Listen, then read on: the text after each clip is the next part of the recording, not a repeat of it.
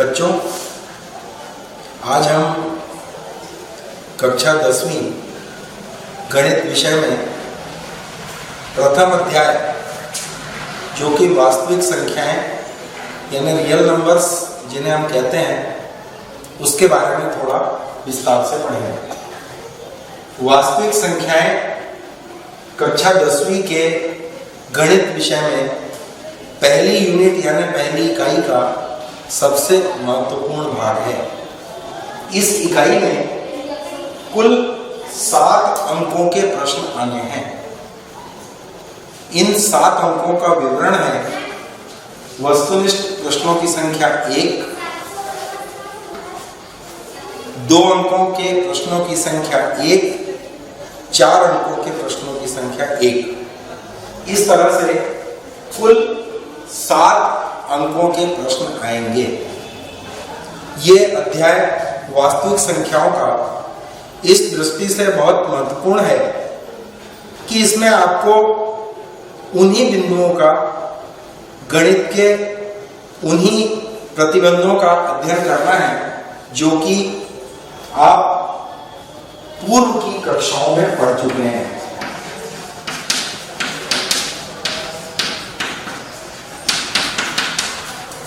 जो कि 8वीं और 9वीं कक्षा में आपको बताया गया होगा। अब 8वीं और 9वीं कक्षा में आपको क्या बताया गया होगा, थोड़ा सा मुझे आपको विस्तार से बताना पड़ेगा। संख्याओं के बारे में आपने पढ़ा होगा। संख्याएं किसे कहते हैं? संख्याएं जिनके बारे में आपको शुरू से, जब से आप विद्यालय में अध्ययन कर रहे हैं तब से ज्ञान है। संख्याएं जैसे कि मैं आपको बता रहा हूं 1, 2, 3, इस तरह से बहुत सारी संख्याएं होती हैं। हम आमतौर पे इन्हीं को संख्याएं कहते हैं। अब संख्याओं का ज्ञान आपको है तो आपको ये भी पता होना चाहिए कि छोटी संख्या कौन सी है, बड़ी संख्या कौन सी है। आपको ये भी पता होना चाहिए कि इन संख्याओं में धनात्मक कौन सी है, ऋणात्मक कौन सी है, सम कौन सी है, विषम कौन सी है। तो इन्हीं सबका अध्ययन करने के लिए हम विभिन्न प्रकार की संख्याओं को आपको बताएं। आप इस तरफ देखिए, जो संख्याएं आपने अभी तक पढ़ी हैं, जिनके बारे में आप जानते हैं अच्छी तरह से, उनके बारे में मैं आपको थोड़ा सा विस्तार से बताऊंगा। देखिए, संख्या कौन कौन से प्रकार की होती हैं ये बताओ। प्राकृतिक संख्याएं जिन्हें हम नेचुरल नंबर्स कहते हैं, पूर्ण संख्याएं होल नंबर्स कहते हैं जिन्हें हम, पूर्णांक संख्याएं इंटीजर नंबर्स, परिमेय संख्याएं रेशनल नंबर्स, अपरिमेय संख्याएं इरेशनल नंबर्स, सम संख्याएं इवन नंबर, विषम संख्याएं ऑड नंबर्स। इन संख्याओं के बारे में मैं आपको थोड़ा सा विस्तार से बताऊंगा। सबसे पहले हम देख रहे हैं प्राकृतिक संख्याओं के बारे में। प्राकृतिक संख्याओं को हम n से प्रदर्शित करते हैं।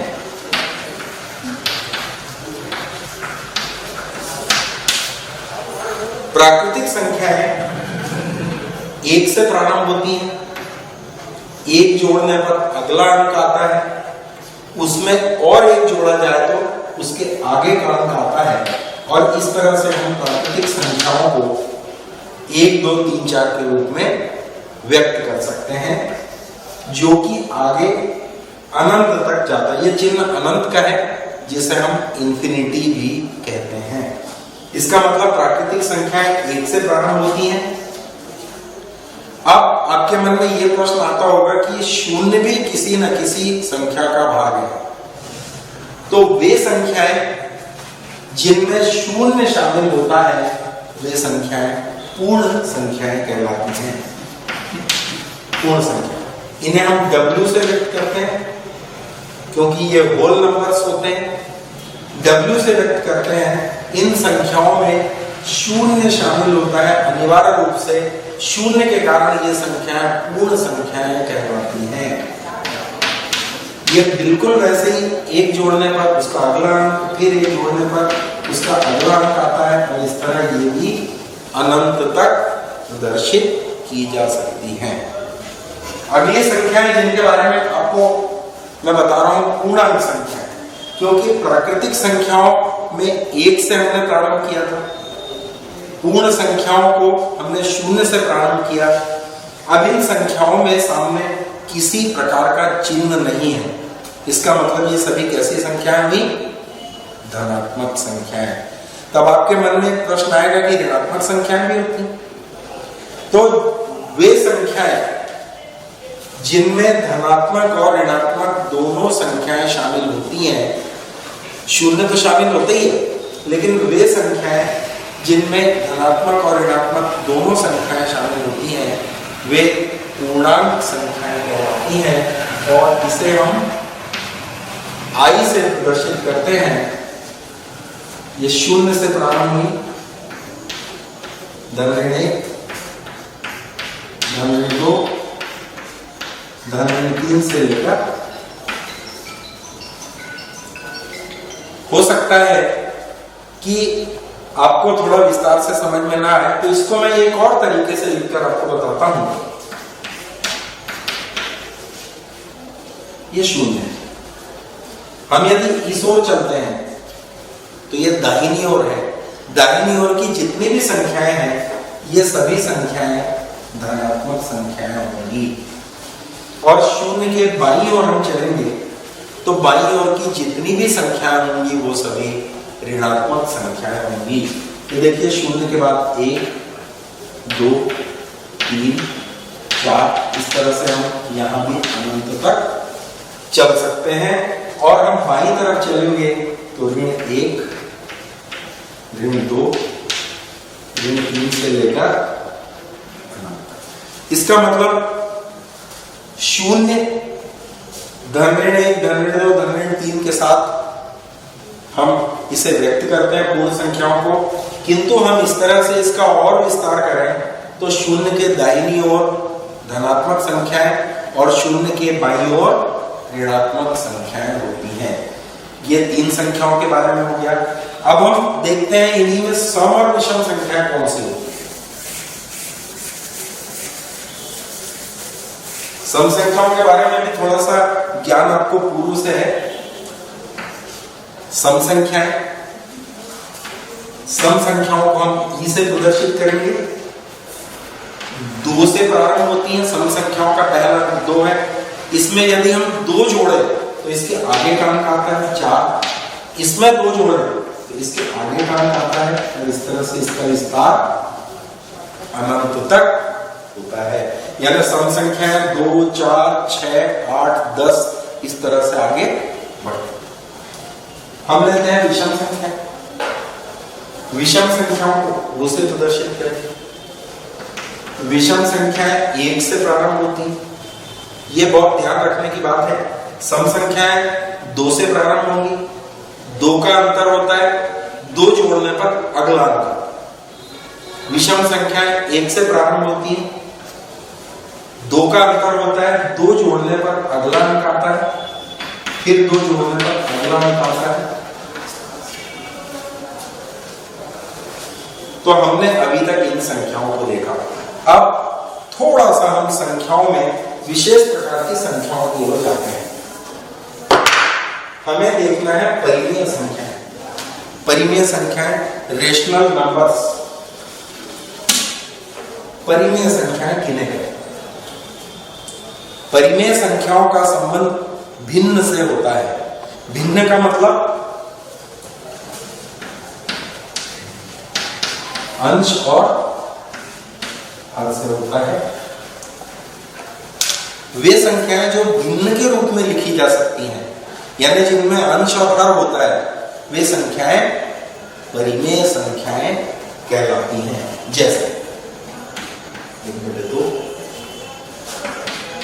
3, 5, 6, 4, 10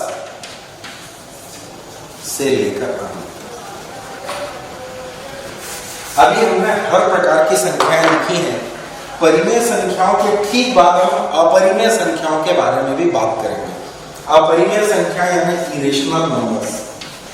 ध्यान से देखिएगा, दोनों को हम एक दूसरे से विश्लेषण करके अलग करेंगे। जब हम अपरिमेय संख्याओं की परिभाषा अच्छी तरह से पढ़ लेते हैं तब हमें परिमेय संख्याओं के बारे में समझ में आता है। अपरिमेय संख्याएं भी भिन्न होती हैं, इनमें भी अंश और हर होता है, लेकिन अपरिमेय संख्याएं वे संख्याएं होती हैं जिनके अंश में हर का भाग पूरी तरह से नहीं जाए। इसका मतलब उसमें कोई ना कोई भाग देने पर संख्या कोई ना कोई बचती है, यानी वो अशांत होती है, इनकम्प्लीट होती है, अपूर्ण होती है। हमें अब परिमेय संख्याओं की तरफ फिर से देखना पड़ेगा। 1/2 है, 1 में यदि हम 2 का भाग देंगे, 0 लगा के दशमलव लगाया, नीचे 10, 10 में से 10 घटा, यहां पर हमें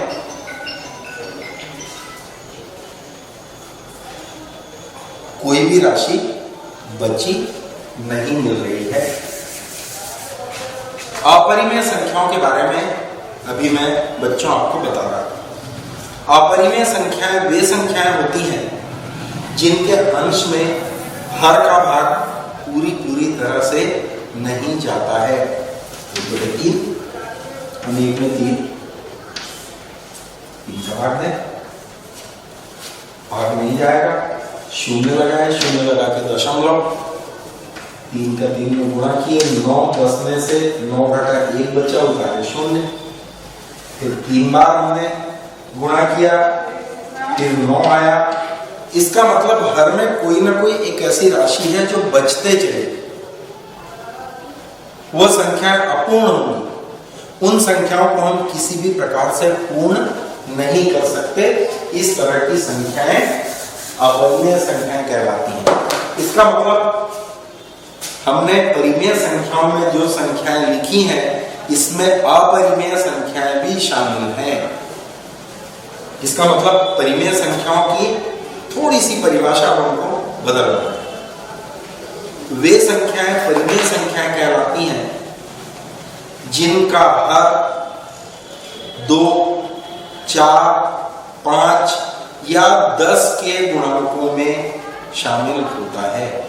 वे संख्याएं परिमेय संख्या कहलाती हैं जिनका हर 2, 5, 10 या 5 के गुणांकों में होता है। ये परिमेय संख्या नहीं होगी, बाकी ये सब परिमेय संख्या है। अब अपरिमेय संख्या कौन सी होगी? 1/3, 2/7, 3/11, 4/17। हम इनको भी ले सकते हैं करनी 2, करनी 3, क्योंकि इन सबके मान, करनी 2 का मान 1.732, करनी 2 का मान 1.414, करनी 3 का मान 1.732। इस तरह से हम इनके पूरे मान ज्ञात नहीं कर सकते। ये संख्याएं अपरिमेय संख्याएं होगी। मुझे उम्मीद है कि आपको संख्याओं का ज्ञान इस तरह से हो गया होगा। हम एक बार थोड़ा सा पुनरावृत्ति कर लेते हैं। संख्याओं के बारे में हमने देखा, प्राकृतिक संख्याएं 1 से प्रारंभ होती हैं, पूर्ण संख्याएं 0 से प्रारंभ होती हैं, पूर्णांक संख्याएं 0 से प्रारंभ तो होती हैं, किंतु इनमें धनात्मक और ऋणात्मक दोनों संख्याएं शामिल होती हैं। सम संख्याएं 2 से प्रारंभ होती हैं, 2 का अंतर होता है, 2 जोड़ने पर अगली संख्या प्राप्त होती है। विषम संख्याएं 1 से प्रारंभ होती हैं, 2 का अंतर होता है, 2 जोड़ने पर अगली संख्या प्राप्त होती है। परिमेय संख्याएं भिन्न होती हैं, उनमें अंश और हर होता है, लेकिन परिमेय संख्याओं के अंश में हर का भाग पूरी तरह से चला जाता है। अपरिमेय संख्याएं वे संख्याएं होती हैं, इन्हें हम अपूर्ण भिन्न भी बोल सकते हैं, जिनके अंश में हर का भाग पूरी तरह से नहीं जाता है, वे संख्याएं अपरिमेय संख्याएं कहलाती हैं। हम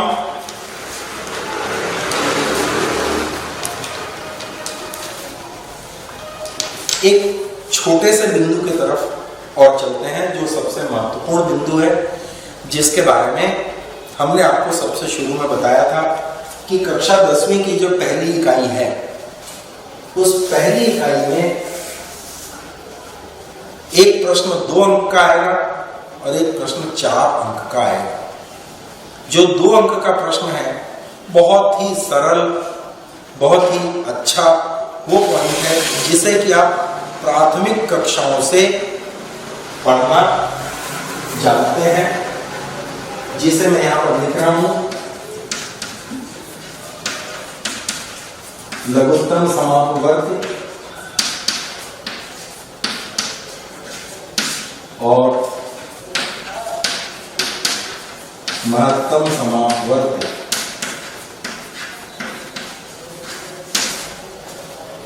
लघुत्तम समापवर्ग और महत्तम समापवर्ग, इसे भी आप प्राथमिक और माध्यमिक कक्षाओं से अच्छी तरह से परिचित हैं, जानते हैं।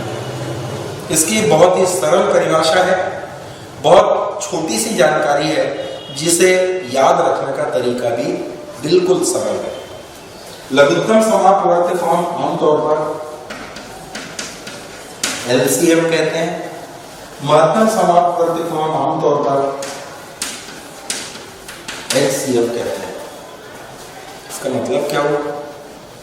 इसका मतलब हुआ लोवेस्ट कॉमन मल्टीपल।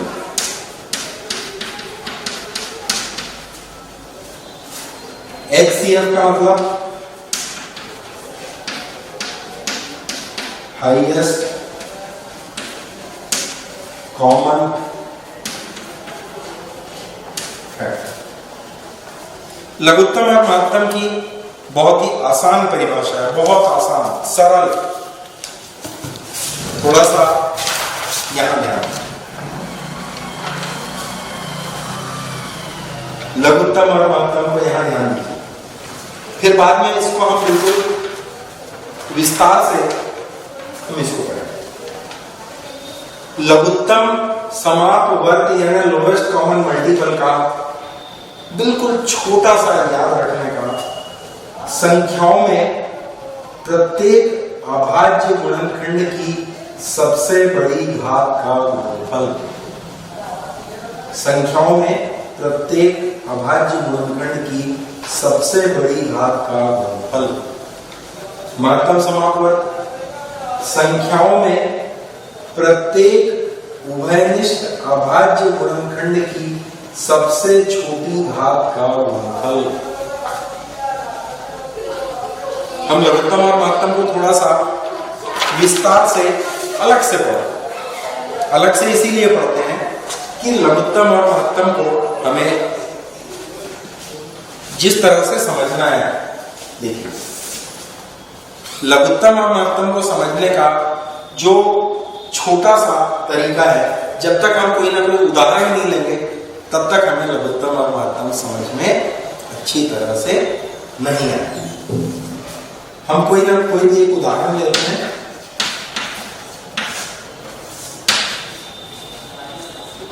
4, 8 और 12 का LCM और HCM। 4, 8 और 12। सबसे पहले हम क्या करते हैं? 4, 8 और 12 कितनी संख्याएं हैं? 3 संख्याएं हैं। 3 संख्याओं के क्या निकालना पड़ेगा? 3 संख्याओं के क्या निकालना पड़ेगा? गुणनखंड।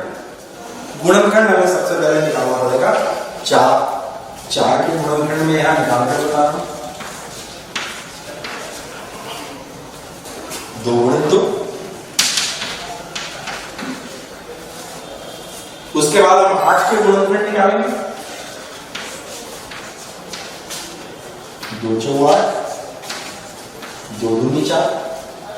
इसके बाद हम इससे और छोटे गुणनखंड इसके नहीं कर सकते।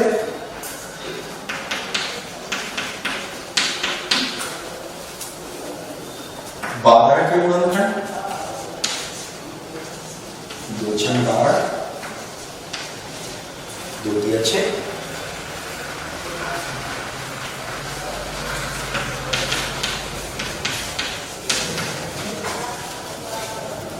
अर्थात जो सबसे पहले हमें संख्याएं दी हुई है, हमने पहले संख्याओं के क्या निकाले? गुण। अब इन संख्याओं के गुणनखंड निकालने के बाद हम अगली स्टेप पे आते हैं, अगले चरण पर आते हैं। इन गुणनखंडों में प्रत्येक में कॉमन क्या है, उभयनिष्ठ क्या है? तीनों में क्या उभयनिष्ठ मिल रहा है? 2।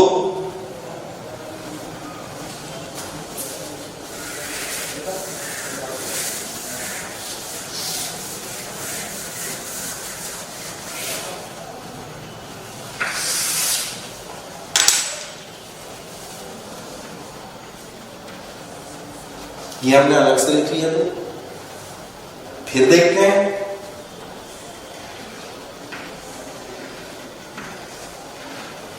फिर से इन तीनों संख्याओं के गुणनखंडों में फिर 2 उभयनिष्ठ है। यहां पॉइंट लगा दीजिए। इसी को हम एक बार फिर से लिख लेते हैं।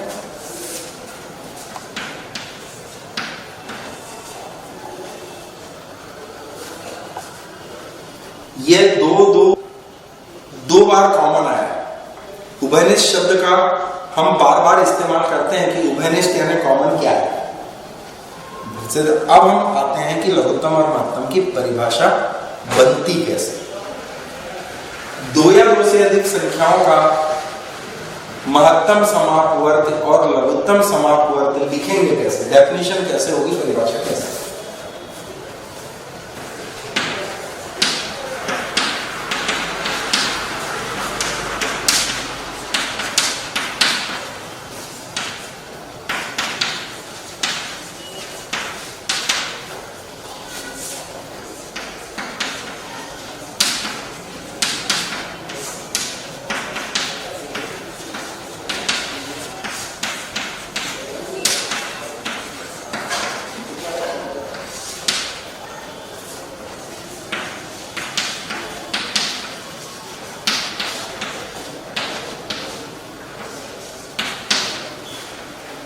दो या 2 से अधिक संख्याओं का महत्तम समापवर्ती वह संख्या है जो, अब ध्यान से देखिएगा, यहीं पे हम लघुत्तम या महत्तम लिखने वाले हैं। 2 या 2 से अधिक संख्याओं का महत्तम समापवर्ती वह संख्या है जो दी गई संख्याओं को पूरी तरह से विभाजित कर देती है। 2 या 2 से अधिक संख्याओं का महत्तम समापवर्त वह संख्या है जो दी हुई संख्याओं को विभाजित करती है। ये महत्तम समापवर्त की परिभाषा है। इसका मतलब 2 और 2 का हम यदि यहां गुणा करें तो आता है 4, यहां पर भी आएगा 4। 4 इन तीनों संख्याओं में सबसे छोटी संख्या है और हमारा महत्तम समापवर्त का जो कॉन्सेप्ट है, आखिरी का जो विचार है, जो परिभाषा है, वो भी ये कह रही है कि ये इन तीनों संख्याओं को विभाजित करती है। तो वो क्या है? 4। इसका मतलब 4, 8 और 12 ये 3 संख्याओं को, 4 एक ऐसी अद्वितीय संख्या है जो तीनों को पूरी तरह से विभाजित, 4 को विभाजित करेगा, 8 को करेगा, 12 को करेगा। तो ये 4 क्या हुआ? महत्तम समापवर्ती।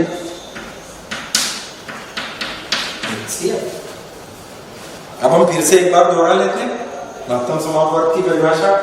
दो या दो से अधिक संख्याओं का महत्तम समापवर्त्य वह संख्या है जो दी गई संख्याओं को पूरी तरह से विभाजित करता है। क्लियर? समझ में आ गया? तो ये महत्तम समापवर्त्य की परिभाषा है, लेकिन अभी लघुत्तम की परिभाषा हमें स्पष्ट नहीं हुई है। लघुत्तम की परिभाषा हम कैसे स्पष्ट करें?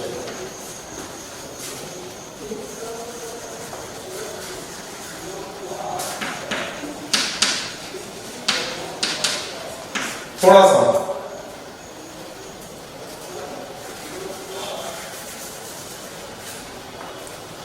हम इन गुणनखंडों को फिर से देखते हैं। 4 के गुणनखंड, 8 के गुणनखंड, 12 के गुणनखंड, 2 2 2 एक बार उभयनिष्ठ है, दूसरा 2 2 2 दूसरी बार उभयनिष्ठ है। अब ऐसे भी 2 पद हैं जो बच गए हैं, वो पद है 2 और ये 3। इस 2 को हम यहां लिखेंगे, इस 3 को हम यहां लिखेंगे और इन सभी को ये गुणा है, गुणा हम इनका जरा गुणा करते हैं।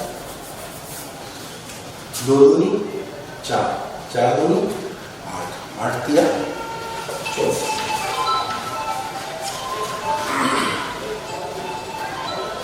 फिर से ध्यान से सुनिए, जो पद बाकी रह गए थे, जो उभयनिष्ठ नहीं थे, उन पदों को भी हमने यहां पर ले लिया। अब यहां पर कोई भी पद बाकी नहीं है, इनका गुणा किया, गुणा करके संख्या आई 14।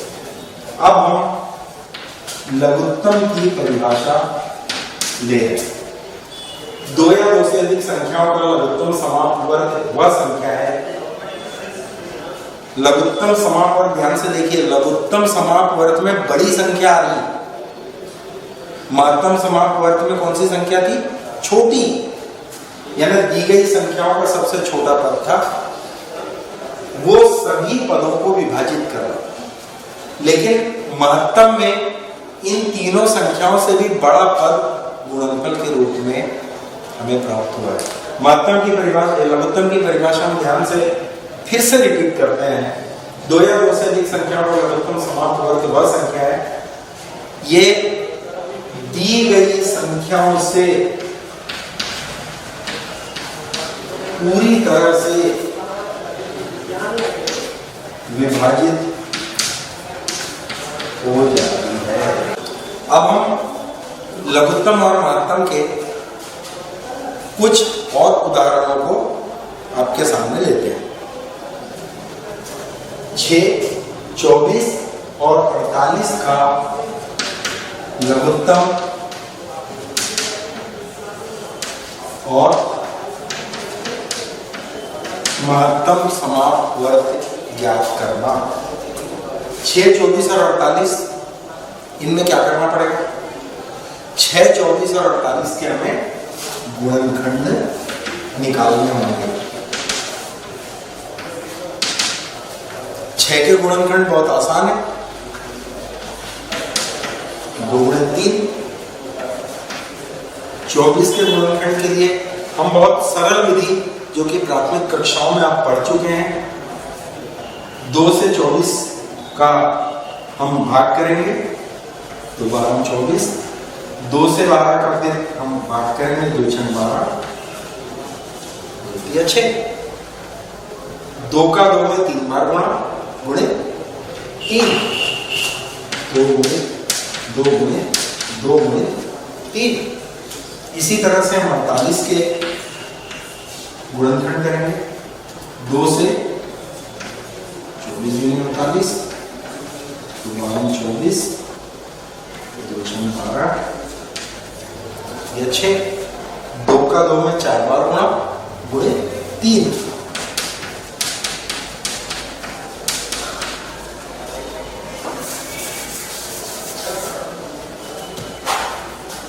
थोड़ा सा ध्यान से देखिए, 6 के गुणनखंड 2 गुणे 3, 2 और 3 एक एक बार है।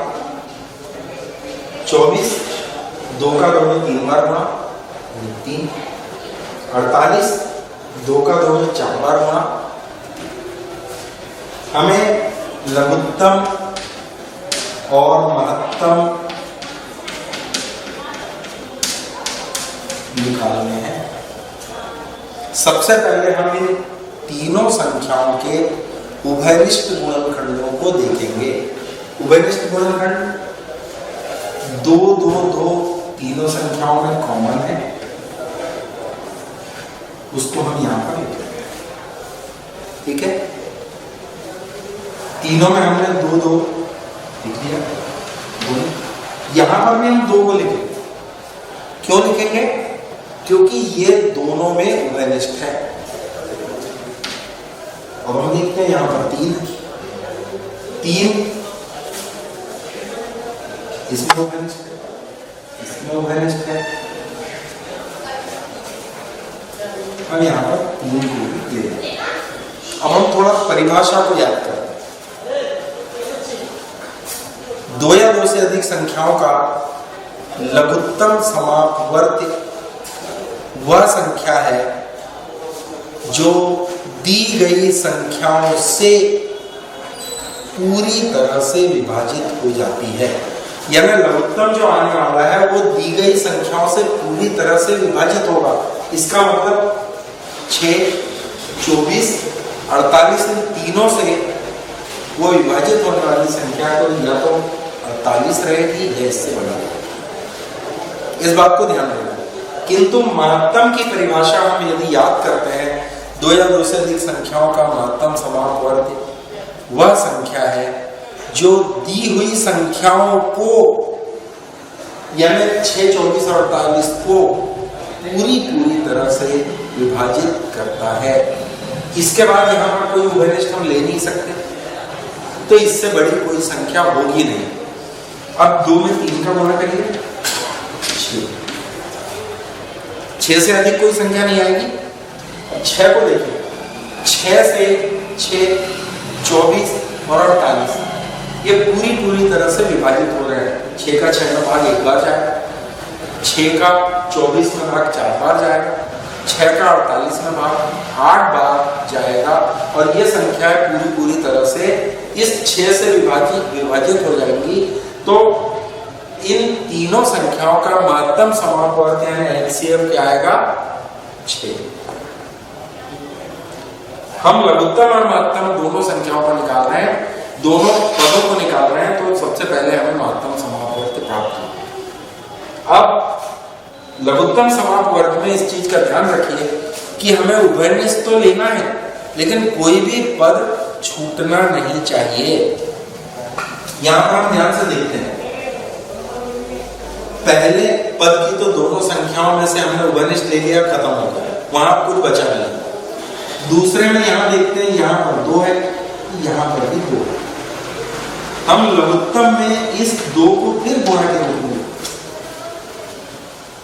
क्योंकि ये 2 बार 1 से अधिक बार, इसलिए इस उभयनिष्ठ को लेते हैं। फिर से हम देखते हैं, यहां पर 2 है, यहां पर ये 2 है, 2 बार है। इसके बदले में हम फिर 1 बार 2, यानी ये उभयनिष्ठ है, तीनों में नहीं है लेकिन 2 पदों में तो है।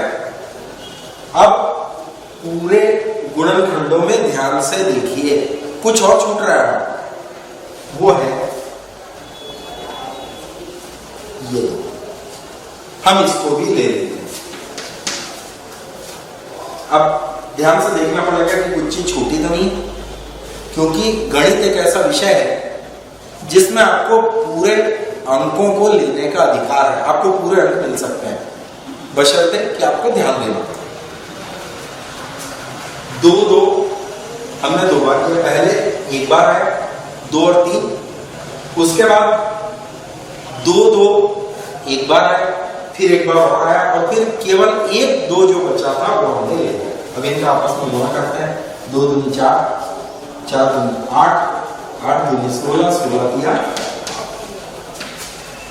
22। परिभाषा, बार परिभाषा हमें याद करें। 2 या 2 से अधिक संख्याओं का लघुत्तम समापवर्ती वह संख्या है जो दी गई संख्याओं से पूरी तरह से विभाजित हो जाती है। इसका मतलब 48 6 से विभाजित हुआ, 24 से विभाजित हो, 24 में 48, और 48 से 48 भी पूरी तरह से विभाजित हुआ। ये इसका दूसरा उदाहरण था। एक उदाहरण और लेते हैं। 9, 27 और 81 का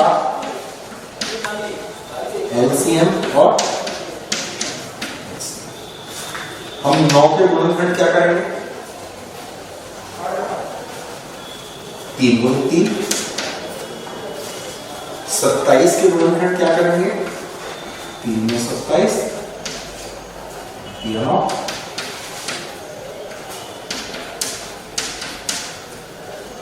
81 के गुणनखंड क्या करेंगे? 3 में 6, 3 7 21, 3 में 27, 27 के गुणनखंड यानी 3 का 3 में, 27 का 3 बार, 27 में 3 बार है, 81 में 4। फिर से बिल्कुल इसी उदाहरण की तरह हम देखेंगे एलसीएम और एचसीएफ दोनों को हमें देखना है। सबसे पहले हम उभयनिष्ठ देखेंगे। तीनों पदों में क्या उभयनिष्ठ है? 3 को यहां भी हम लिखेंगे, दोबारा भी 3 है जो कि तीनों पदों में लगातार आ रहा है।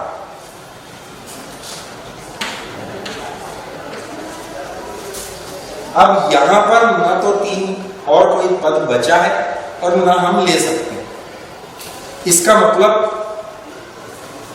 इसके पहले वाले उदाहरण में ध्यान से देखिए, 2 या 2 से अधिक संख्याओं का परिभाषा में हम लगाते हैं। 2 या 2 से अधिक संख्याओं का महत्तम समाप वर्ग वह संख्या है जो दी गई संख्याओं को पूरी तरह से विभाजित करता है। 3 का 3 में 2 बार होना है 9। 9 से देखिए 9 विभाजित होगा, 27 विभाजित होगा, 81 होगा। ये हो गया महत्तम समाप वर्ग। अब लघुत्तम में थोड़ा ध्यान ये रखना है कि हमें उभयनिष्ठ तो देखना है, मगर कोई पद छूटना नहीं चाहिए, चाहे पद कितने भी बड़े आ जाए। यहां ध्यान से देखते हैं, ये 3 3 दो बार आया, उसको हम एक बार लिखेंगे। ये 3 छूट रहा है, इसको हम लेंगे। अब फिर से एक बार हम नजर डालेंगे कि कोई पद छूटता तो नहीं है। 3 3 के पदों की 2 बार पुनरावृत्ति हुई। फिर 27 और 81 में 3 3 2 बार आ रहा है, इसको हमने एक बार लिया। फिर ये 3 बच गया था शेष, हम लोग गुणा करते हैं 3 3 9 27 81। 2 या 2 से अधिक संख्याओं का लघुत्तम समाप वर्ग वह संख्या है जो दिए गए पदों से पूरी तरह से विभाजित होता है। 9 से 81 विभाजित होगा, 27 से 81 विभाजित होगा, और से 81 विभाजित होगा पूर्णतः पूरी तरह से। तो ये लघुत्तम हुआ, ये महत्तम हुआ, और इसको हमने परिभाषा के साथ उदाहरणों के आधार पर बहुत बारीकी से समझा है। हम इसके बाद अभाज्य गुणनखंडों की तरफ चलते हैं। अभाज्य गुणनखंड क्या होता है? कोई भी संख्याएं हमें दी हुई हैं, उनके अभाज्य गुणनखंड हम कैसे निकालेंगे? क्योंकि इसी इकाई का एक सबसे महत्वपूर्ण भाग लघुत्तम महत्तम के रूप में, जिसे कि हमने बहुत विस्तार से आपको बताया है, वो अब आपके सामने इस पाठ्यक्रम में हम प्रस्तुत कर रहे हैं। देखिए 140, हम 140 के अभाज्य गुणनखंड करेंगे। कैसे? सबसे छोटी संख्या 2 है, 2 से भाग देंगे,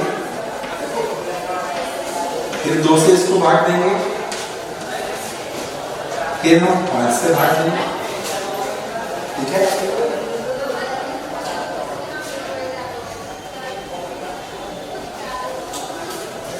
इससे तो कोई मतलब है नहीं है। हम यहां ध्यान से देखिए, 2 का 2 में 2 बार गुणा है 5, 2 गुणे 2 गुणे 5 गुणे, ये 140 के गुणनखंड हुए। इसको जरा हम ध्यान से देखें, थोड़ा सा और किसी रूप में लिख सकते हैं क्या? 2 बार हम ऐसा लिख सकते हैं ना, लिख सकते हैं 2 का वर्ग गुणे 5 गुणे,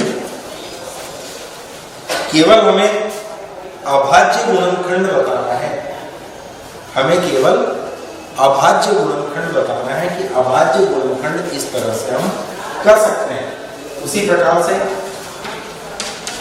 156 के गुणनखंड करेंगे तो 2 का वर्ग गुणे 3 13।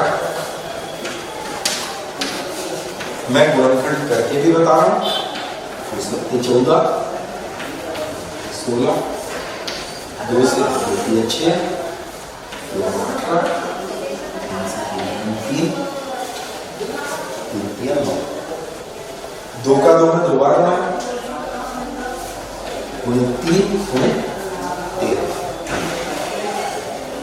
हम इसी तरह से अन्य संख्याओं के भी अभाज्य गुणनखंड ज्ञात कर सकते हैं। इन संख्याओं को हम इस तरह से ले सकते हैं, जैसे कुछ संख्याएं हमारे पास है 3825, 3 का वर्ग गुणे 5 का वर्ग गुणे 17। एक और संख्या ले सकते हैं हम 5005,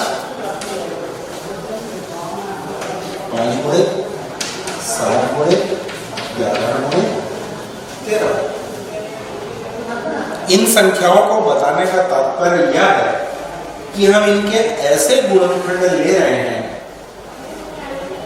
कि ये अभाज्य गुणनखंड कहलाते हैं। इनमें किसी तरह का अन्य विभाजन हम नहीं कर सकते। अभी तक हमने जो लघुत्तम और महत्तम विस्तार पूर्वक आपको समझाया, सरल से लेकर बड़े उदाहरणों तक, अब हम लघुत्तम और महत्तम को एक गणित की बहुत अच्छी विधि, जो कि अभाज्य गुणनखंड विधि या प्राइम फैक्टराइजेशन मेथड कहलाती है, इससे हम बड़ी संख्याओं का महत्तम और फिर लघुत्तम किस तरह से ज्ञात करेंगे, ये आपको बताएंगे।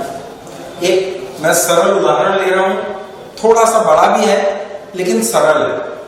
96 और 404 का HCF यानी महत्तम ज्ञात कीजिए और इसका LCM भी ज्ञात कीजिए। विधि है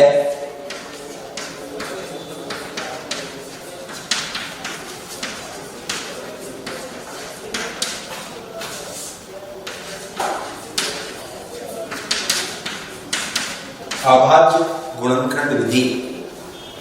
अभाज्य गुणनखंड विधि का हम इस्तेमाल करेंगे। पहले हम इन अंकों को ध्यान से देखते हैं, 96, 96 और 404। हम उन्हीं सरल विधियों से 96 के गुणनखंड करेंगे जिस तरह से हम दूसरे छोटे अंकों के गुणनखंड करते हैं। हम पहले 96 के गुणनखंड करेंगे। 2 चौ 8, 2 8 16, 2 दूनी 4, 2 चौ 8, 2 12 24, 2 6 12, 2 6। इस तरह से हम 96 को बिल्कुल अंतिम अंक तक गुणनखंड के रूप में प्राप्त करेंगे। हम देखते हैं 2 5 बार आता है और 3 1 बार। हम इसे 2 का 2 में 5 बार गुणा इस तरह से भी लिख सकते हैं, गुणे। आप इसको ध्यान रखेंगे। फिर हम 404 के गुणनखंड भी इसी तरह से ज्ञात करेंगे।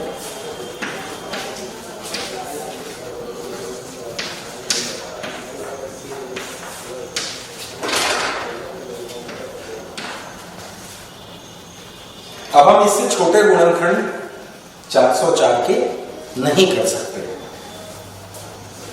2 का 2 में 2 बार और ये सब गुणा के रूप में।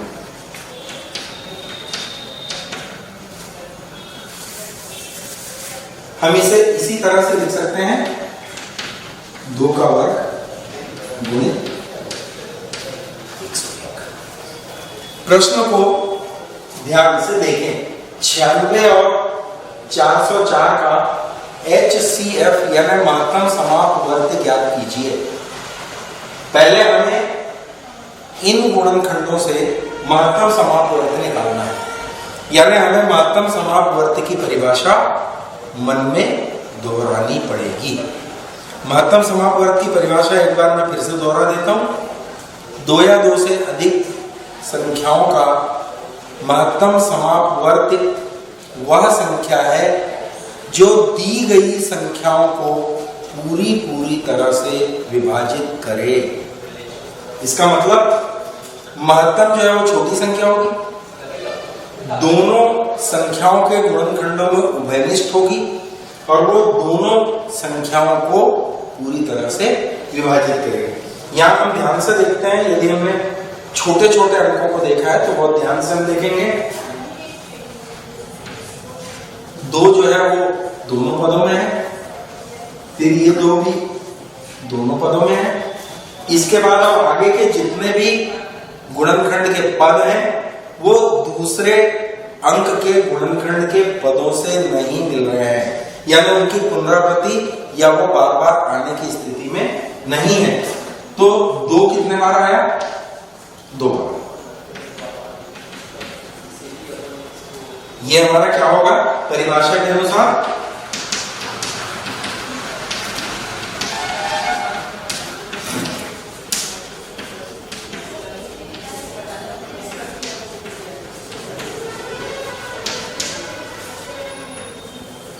महत्तम समापवर्त। अब प्रश्न के मुताबिक हमने महत्तम समापवर्त तो ज्ञात कर लिया, लेकिन अभाज्य गुणनखंड विधि से हमें लघुत्तम समापवर्त ज्ञात करना है।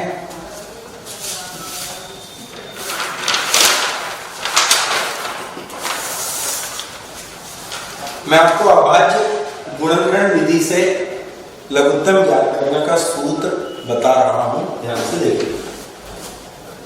हमें जो संख्याएं दी हुई हैं 96 और 404, सूत्र है संख्याओं का गुणनफल बराबर लघुत्तम समापवर्त गुणित महत्तम समापवर्त।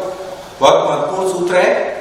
2 संख्याओं का गुणनफल, दोनों को हम मान लेंगे, एक संख्या A है दूसरी B है, बराबर लघुत्तम समापवर्त गुणित महत्तम समापवर्त। हम लघुत्तम समापवर्त अभाज्य गुणनखंड विधि से ज्ञात करेंगे। किस तरह? पहले हम सूत्र देख लेते हैं।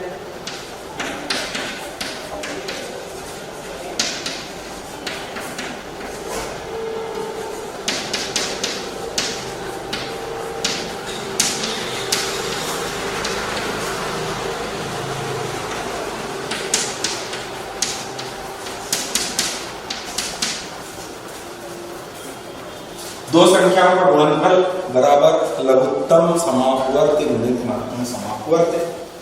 ज्ञात करना है हमें लघुत्तम। महत्तम हम निकाल चुके हैं, इस सूत्र में हम मान रखते हैं।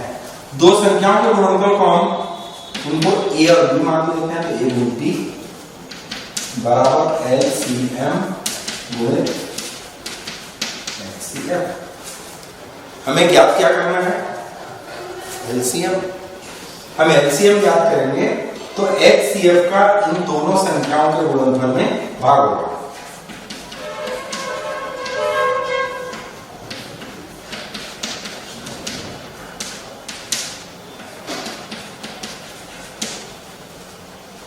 या हम इसको इस तरह से लिख सकते हैं, LCM बराबर A गुणित B बटे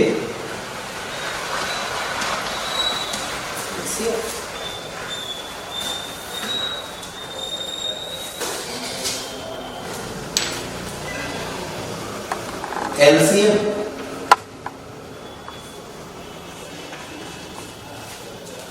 ए मतलब प्रथम संख्या 96, बी मतलब द्वितीय संख्या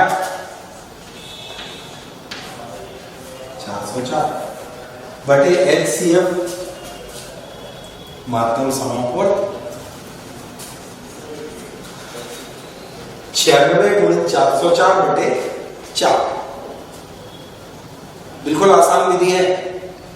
4 से हम चाहे तो 96 को कैंसिल कर सकते हैं या 404 को कैंसिल कर सकते हैं। 4 एकम 4 0 4 एकम 4 96 गुणित 101। 96 में 101 का हम गुणा करते हैं।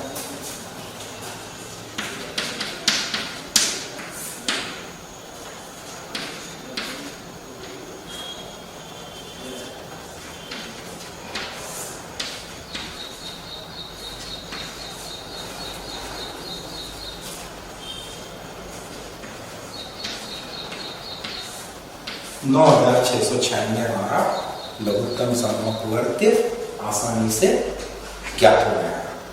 तो ये आसान विधि तो है ही, महत्वपूर्ण भी है, लेकिन इसका बहुत अधिक उपयोग आपको करना है, क्योंकि इस विधि से संबंधित 2 अंकों का प्रश्न 10वीं कक्षा के पहले अध्याय की पहली यूनिट में मुख्य रूप से पूछा जाता है और इस प्रश्न को करने में कोई ज्यादा दिक्कत भी नहीं होती। आसानी से आपको इसके सही और पूरे अंक प्राप्त हो जाते हैं। हम एक छोटा उदाहरण और देखते हैं कि हम इसे कर सकते हैं क्या। 26 और 91 का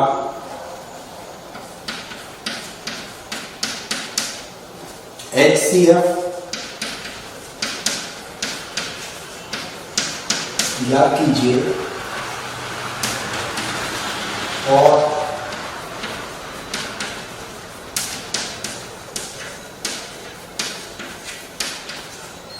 अभाज्य गुणनखंड की विधि से इसका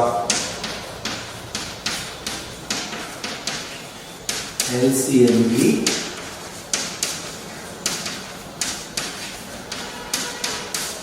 ज्ञात कीजिए।